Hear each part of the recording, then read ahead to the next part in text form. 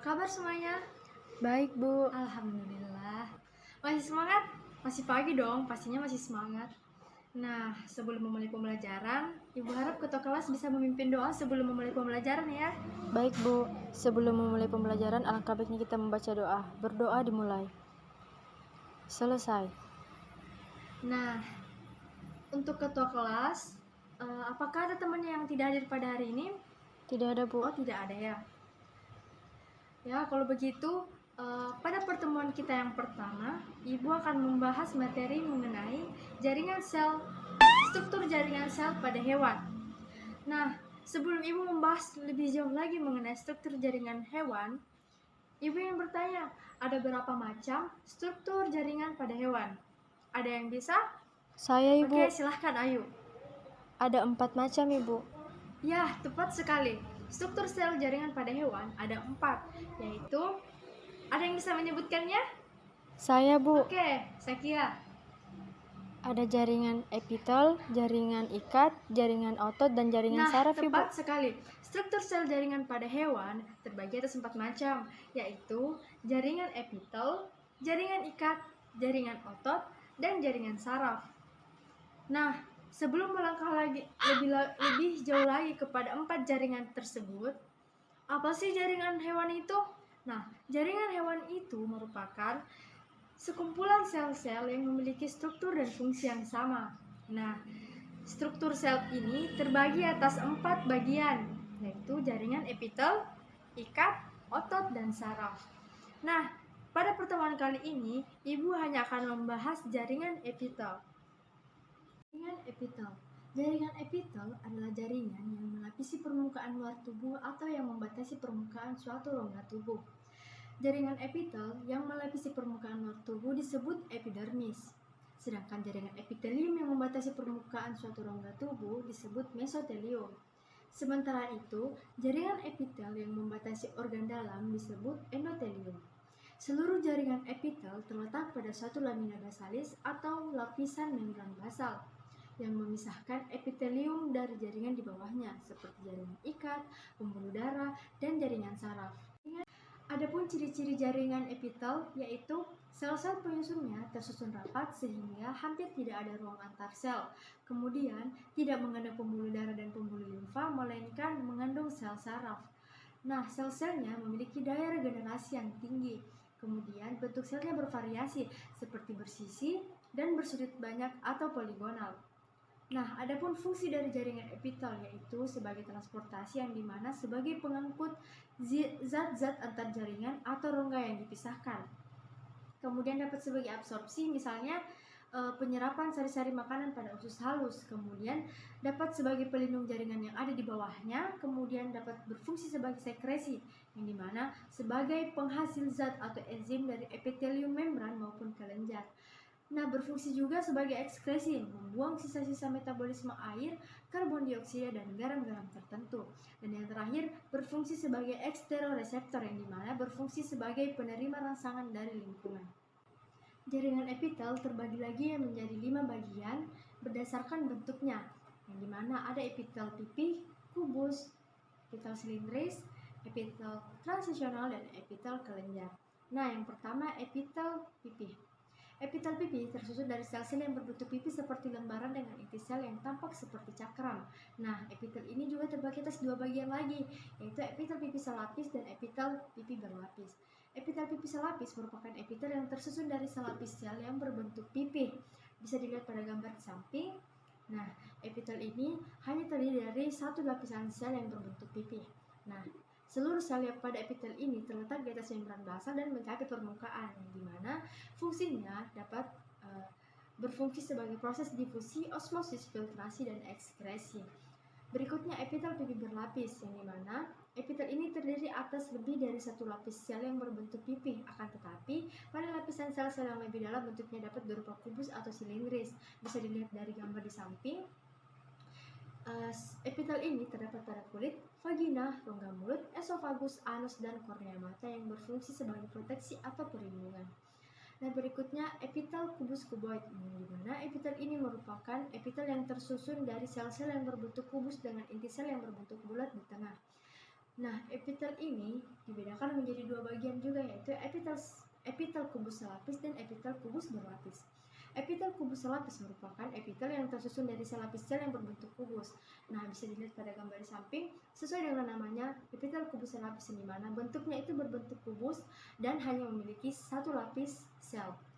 Nah, epitel ini terdapat pada tubulus contortus proximal dan tubulus contortus distal pada nefron ginjal, permukaan luar ovarium, kelenjar ludah, kelenjar tiroid, pankreas, serta lensa mata yang berfungsi sebagai proteksi, sekresi, dan absorpsi.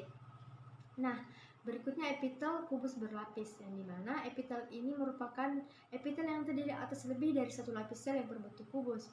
Bisa dilihat pada gambar di samping. Nah, yang dimana epitel ini terdapat pada kelenjar keringat dan kelenjar minyak yang berfungsi sebagai proteksi, sekresi, ekskresi, dan absorpsi. Berikutnya kita beralih ke epitel silindris. Epitel silindris tersusun dari sel-sel yang berbentuk heksagonal yang memanjang atau silinder, yang dimana inti sel dari epitel ini berbentuk pipi memanjang berderet pada ketinggian yang sama dan letaknya lebih dekat ke permukaan basal. Nah, epitel silindris ini dibagi lagi menjadi tiga, yaitu ada epitel silindris selapis, epitel silindris berlapis, dan epitel silindris berlapis semu bersilia. Nah, yang pertama, epitel silindris selapis merupakan epitel yang tersusun dari selapis sel yang berbentuk silindris. Nah, bisa dilihat pada gambar di samping, yaitu berbentuk silindris, itu memanjang naik. Kemudian di antara sel-sel epitel silindris selapis biasanya terdapat sel goblet, yaitu sel yang berbentuk piala yang berfungsi menghasilkan lendir. Ada yang bersilia dan ada juga yang tidak bersilia. Epitel silindris selapis bersilia terdapat pada uterus, saluran uterus, vas deferens, dan bronchus interpulmoner. Nah, berikutnya epitel silindris berlapis. Nah, tidak jauh beda dari epitel pipi berlapis, epitel kubus berlapis. Nah, sekarang epitel silindris berlapis. Apakah kalian pernah mendengar atau ada yang bisa menjelaskan apa itu epitel silindris berlapis? Saya, Bu. Oke, ayo. Silahkan. Epitel silindris berlapis merupakan epitel yang terdiri atas lebih dari satu lapis sel yang berbentuk silindris. Sel-selnya pada lapisan-lapisan basal relatif lebih pendek dan berbentuk polihedral. Beri tepuk tangan kepada Ayu. Amazing! Wow! Nah, betul sekali apa yang dikatakan Ayu. Nah, Ibu hanya ingin menambahkan fungsinya.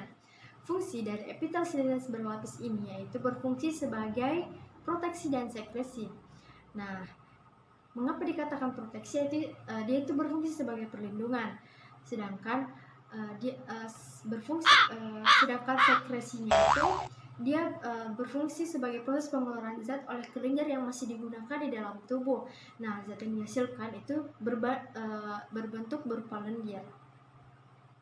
Selanjutnya, epitel silindris berlapis semu bersilia yang merupakan epitel yang tersusun dari sel-sel dengan inti sel yang tidak sejajar, sehingga seolah-olah epitel ini tersebut terdiri atas banyak lapisan. Bisa dilihat dari gambar di samping. Nah, pada epitel ini terdapat silia yang berfungsi menggerakkan partikel yang berada di atasnya. Nah, epitel ini berfungsi sebagai proteksi yang terdapat pada saluran telur atau tuba fallopi, rongga hidung, dan saluran pernapasan. Nah, berikutnya kita beralih ke epitel transisional. Nah, epitel transisional tersusun dari sel-sel yang bentuknya dapat berubah-ubah. Bisa dilihat dari gambar samping, kadang berbentuk kubus, kadang berbentuk pipi yang memanjang, kadang berbentuk silindris. Nah, bagian basal yang terdiri atas sel-sel kubus hingga silindris, bagian tengah terdiri atas sel-sel kubus polihedral, dan bagian permukaan dalam atau superfasial yang terdiri atas sel-sel yang berbentuk kubus hingga pipi. Nah, terdapat pada organ-organ yang dapat mengalami peragangan, misalnya ureter, vesika urinaria, pelvis renalis, dan uretra. Nah, maka dari itu sel-sel epitel pada organ-organ tersebut dapat berubah-ubah untuk sesuai dengan tingkat peragangannya. Berikutnya kita ke epitel kelenjar. Nah, epitel kelenjar tersusun dari sel-sel epitel khusus untuk sekresi zat yang diperlukan dalam proses fisiologi tubuh. Nah, epitel kelenjar ini terbagi lagi menjadi dua, yaitu kelenjar eksokrin dan kelenjar endokrin. Nah, kelenjar eksokrin adalah kelenjar yang menyalurkan sekretnya ke suatu permukaan tubuh atau sekresi eksternal yang dimana hasil ekskresi ini disalurkan ke permukaan tubuh melalui suatu saluran yang bentuknya bermacam-macam seperti lurus, bergelung, atau bercabang. Nah, sekret yang dikeluarkan berupa cairan jernih yang mengandung enzim atau musin, contohnya pada pankreas, kelenjar ludah, kelenjar lambung, dan kelenjar keringat. Kemudian kelenjar endokrin. Kelenjar endokrin adalah kelenjar yang menyalurkan sekretnya langsung ke dalam pembuluh darah atau pembuluh limfa atau sekresi internal. Oleh karena tidak memiliki saluran, maka kelenjar endokrin disebut juga sebagai kelenjar buntu. Nah, sekret yang dikeluarkan berupa hormon. Nah, adapun contoh kelenjar endokrin ini berupa kelenjar tiroid, kelenjar hipofisis, dan kelenjar paratiroid, dan kelenjar timus. Nah, dari materi yang Ibu bawakan tadi, Ibu ingin mengadakan kuis dengan 5 pertanyaan. Nah, bagi siapapun yang bisa menjawabnya, Ibu memberikan nilai tersendiri bagi kelima orang tersebut. Bagaimana? Oke, setuju? Oke. Setuju, Bu. Nah, kita mulai. Bagi yang ingin menjawab, mohon ajukan tangan, dan apabila Ibu persilahkan untuk menjawab atau Ibu tunjuk, silahkan jawab. Oke? Paham? Oke, kita Paham, mulai. Bu. Soal yang pertama, yaitu sebutkan salah satu ciri jaringan epitel. Husnul? Saya, Bu. Sel-sel penyusunnya tersusun rapat sehingga hampir tidak ada betul ruang sekali. tersel.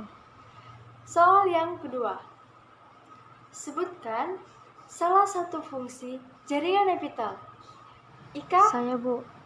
Sebagai absorpsi, misalnya penyerapan seri-seri makanan pada usus halus. Oke, benar. Oke, soal yang ketiga, ada berapa macam jaringan epitel silindris? Ya, Ra? Saya, Bu. Ada 3, Ibu. Ada silindris selapis, silindris berlapis, dan silindris berlapis semi berselia, Ibu.